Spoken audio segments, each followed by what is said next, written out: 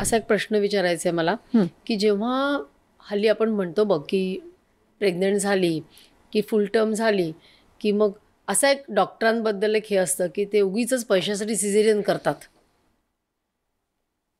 असं आहे ना? तुला म्हणजे एक आहे माहितीये ना, का? म्हणजे असं बोलतात लोक. तुला एक माहितीये का की गेल्या 32 वर्षात जेव्हापासून मी प्रॅक्टिस चालू केली, मी म्हणते की माझे charges for caesarean and normal delivery are the same. मी जनरल विचारते डॉक्टर्स बद्दल. असं नाहीये. काय माहितीये का की आजकाल आपल्या पेशंट्सची बॉडी फ्रेम इंडियन आहे आणि बेबी वेट वेस्टर्न झालंय. अच्छा. एखाद्या बाळाला बर्थ पॅसेजमधून बाहेर यायला 3 diameters. The pelvis is like a basin. Inlet, mid cavity आणि आउटलेट. तर इनलेटमध्ये ते डोकं आत जाण्याकरता inlet has to be adequate. आता समजा एखादी मुलगी ॲव्हरेज इंडियन हाईट इज 5'4", 5'5". तर तिच्याकरता मुलाचं वेट आयडियली पाहिजे 2.3 ते 2.6 किलोच्या मध्ये. तिन्ही प्रेग्नन्सीत हे खा ते खा, बेबी मून, इकडे मून तिकडे मून, अजून काय काजू खा, बदाम. Oh my God. म्हणजे इतकं तिला ते फीड केलं जातं की मग ह्या इंट्रायुट्राईन बाळाचं वजन 3 किलो 3.5 किलो होतं. कुठून ते 3.5 किलोचं बाळ आत जाणारे सांग. It is like pushing a baby's head through a pipe which is narrow. आणि कसं तुम्ही ते पुश करणार? मग ते हेड फ्लोट होतं. सो किफॅलो पेल्विक डिस्प्रपोर्शन म्हणजे काय की cephalo pelvic, that pelvis if it can not accommodate the head, मग ते अडकतं. म्हणून हायर सोशो इकॉनॉमिक स्टेटसच्या बायकांमध्ये आज जास्त सिझेरियनचे रेट्स आपण बघतो. प्लस ज्यांची मुलं डिलेड एजमध्ये म्हणजे IVF आहे, कॉम्प्लिकेटेड प्रेग्नन्सीज आहेत, प्रिव्हियस फायब्रॉइडची सर्जरी केलेली असेल, भले लॅप्रोस्कोपीनी पण केली. आता जेव्हा पण मी लॅप्रोस्कोपिक मायोमेक्टमी करते किंवा फायब्रॉइड्स काढते मोठे, तेव्हा त्या मुलींना सांगितलं जातं की जेव्हा पण तुम्ही ज्या पण देशात असाल आणि तुम्ही लेबरमध्ये जाल तेव्हा तुम्ही सिझेरियननीच डिलिव्हरी करू शकता, तुम्ही नॉर्मल लेबर करू शकत नाही. कारण हा विचार कर की हे युट्रस आहे, त्याच्यावरती एवढा मोठा फायब्रॉइड मी लॅप्रोस्कोपीने काढला आहे.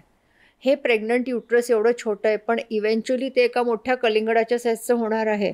आणि लेबरमध्ये जेव्हा कॉन्ट्रॅक्शन्स येतात तेव्हा ती वीक स्कार साईट असते, ती फाटू शकते आणि that can be life threatening for the child and for the mother. म्हणून प्रिव्हियस मायोमेक्टमी ह्या सगळ्या गोष्टींमुळे सिझेरियन्सचं रेट वाढलेलं आहे. किंवा ट्विन प्रेग्नन्सी आहे IVF मध्ये, ते पण आहे. आता मला विचारायचं आहे की हे सध्या आपण बघतो की मेनोपॉजचे म्हणजे अर्ली मेनोपॉज म्हणा किंवा मेनोपॉजच्या वेळेला खूप सायकोलॉजिकल इश्यूज येतात आणि त्यावेळेला कसं स्त्रिया एका पीक पोझिशनला पोचलेल्या असतात करिअरमध्ये आणि घरातल्या जबाबदाऱ्या पण संपलेल्या असतात. तर कधी सुरू होतो मेनोपॉज आणि कसं त्यांनी डील करावं? अगदी थोडक्यात आणि इंटरेस्टिंग सांगणार आहे. मेनॉस आणि पॉज. मेनॉस म्हणजे पिरियड, पॉज म्हणजे स्टॉप. हे ग्रीक वर्ड आहे. Menopause is defined as permanent cessation म्हणजे पूर्णपणे पाळी जाणं. ओके. वेअर तिची ओव्हरीची ॲक्टिव्हिटी, मी पहिले जसे बोलले, मोर दॅन 20 जेव्हा FSH व्हॅल्यू होते तेव्हा तिचा मेनोपॉज होतो. म्हणजे ह्याच्यानंतर तिला पिरियड येणं शक्य नाही. आणि त्याच्या व्यतिरिक्त जर का तिला पिरियड आला, म्हणजे आपण कधी कधी बघतो की माझ्या आजीला पिरियड जाऊन 8 वर्ष झाले किंवा 10 वर्ष झाले आणि सडनली ती बाथरूममध्ये गेली आणि तिच्या गाऊनवरती डाग पडला, ताबडतोब तुम्ही मेडिकल एड घ्यायला पाहिजे. कारण तेव्हा द युट्रस इज सिग्नलिंग किंवा द बॉडी इज सिग्नलिंग की ह्यांच्या युट्रसच्या लायनिंगमध्ये काहीतरी ग्रो होत आहे. आणि ह्याला कॉर्पस कॅन्सर सिंड्रोम म्हणतात. कारण ह्या वयामध्ये बायकांना एकतर हायपरटेन्शन असतं, डायबिटीज आणि बॉर्डरलाईन ओबेसिटी. ह्याच्यातले कुठलेही 2 फॅक्टर्स म्हणजे हायपरटेन्शन आणि ओबेसिटी किंवा डायबिटीज आणि ओबेसिटी किंवा डायबिटीज आणि हायपरटेन्शन, अशा कुठल्याही 2 गोष्टी असल्या तर त्यांना very high incidence of endometrial carcinoma असू शकतो. तर अशा वेळेस हा विचार नाही करायचा की मी आता 1.5 महिन्यात थांबून बघते परत आजीला पाळी येते का. दिस इज नॉट पाळी, दिस इज ॲबनॉर्मल पॅथॉलॉजिकल युट्राईन ब्लिडिंग. तर हे चेक करणं जरुरी आहे. कमिंग बॅक टू मेनोपॉज, तू जे म्हणलीस की मेनोपॉझल चेंजेस काय होतात, तर एस्ट्रोजन हा जो हॉर्मोन आहे, फिमेल हॉर्मोन आहे, हा ब्रेनपासून ते आपल्या बॉडीपर्यंत खालपर्यंत वेगळे वेगळे वेगळे वेगळे फंक्शन्स कंट्रोल करतो. तर let us start with the brain. त्याच्यात काय होतं, सडनली एखादी बाई म्हणते की मी एका मीटिंगमध्ये बसले होते डॉक्टर आणि मला सडनली घाम फुटायला लागलं. हो. आणि इट वॉज सो एम्बॅरेसिंग, कारण एअर कंडिशन्ड आहे, 18 डिग्री टेम्परेचर आहे, मी काहीतरी प्रेझेंट करते आणि मला घाम फुटतोय. हॉट फ्लॅश ना. एक्झॅक्टली. तर हॉट फ्लॅश दिवसातून एकदा किंवा 16 वेळेस किंवा 200 वेळेस सुद्धा येऊ शकतो. आणि का?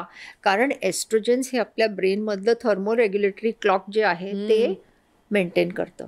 जेव्हा ते क्लॉक स्पर्ट्समध्ये एस्ट्रोजन मिळतं आणि मग डेफिशियन्सी असते, तेव्हा तिला हॉट फ्लॅशेस येतात. हे झालं एक. दुसरं, डिप्रेशन, मूड स्विंग. आता माझ्याकरता कोणी केअर करत नाही, आता मुलं मोठी झाली आहेत, आता नवरा माझ्याकडे लक्ष देत नाही, आता मला रिंकल यायला लागले, मग काय तो राग सोनेवर निघतो. हे सगळं व्हायला लागतं. का? कारण एक लेवल असतं ऑफ एन्डॉर्फिन्स आणि enkephalins. Endorphin is the feel good factor, enkephalin is the feel bad factor. Oestrogen डेफिशियन्सीमुळे एन्डॉर्फिन्स खाली जायला लागतात, एनकॅफिलिन्स तिथेच किंवा वर राहिले, त्याच्यामुळे मग हे डिप्रेशन, लोअर्ड सेल्फ एस्टीम, रडू येणं, हळवेपणा होणं, आणि मग रिलेटिव्सना वाटतं की ही थोडीशी आणि म्हणून तिला सायकॅट्रिस्टकडे नेतात. तर असे माझे भरपूर सायकॅट्रिस्ट फ्रेंड्स आहेत ज्यांना मग मी सांगते की नाही, हा सायकॅट्रिक प्रॉब्लेम नाही आहे, हे आम्ही हँडल करू शकतो आणि आम्ही ह्यांना अगदी सेफ थेरपी देऊ शकतो. मग कमिंग स्टील लोअर, मग काय होतं, बॉडी फॅट ऑल्टर होतं. So there is centripetal obesity. आपण का म्हणतो की women around the menopause should have core exercises done? कारण फॅट डिस्ट्रीब्युशन वाढल्यामुळे सेंट्रीपिटल म्हणजे पोटाभोवतीचा घेरा वाढतो. म्हणून मी म्हणते की सूर्यनमस्कार करा किंवा पिलाटेस करा. तुला माहिती आहे, यास्मिन कराचीवाला माझी मैत्रीण आहे, तर आम्ही तिकडे आठवड्यातून 2दा जातो, पिलाटेस करतो किंवा मी योगा, सूर्यनमस्कार करते. ही क्लिप शेवटपर्यंत बघितल्याबद्दल खूप खूप धन्यवाद. संपूर्ण एपिसोड बघण्यासाठी खाली दिलेल्या लिंकवर क्लिक करा आणि सर्व काही चॅनलला सबस्क्राईब करायला विसरू नका.